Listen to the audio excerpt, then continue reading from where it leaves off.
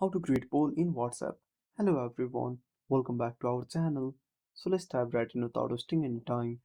Also make sure to watch this video till the end. So first of all, open up WhatsApp on a device.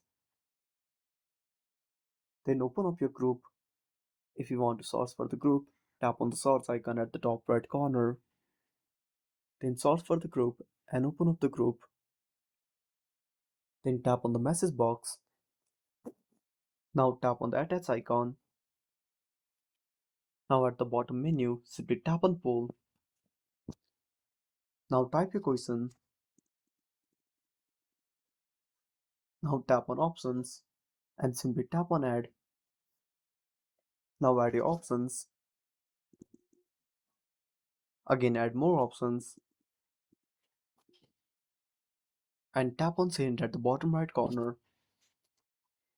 And that's it. Thanks for watching.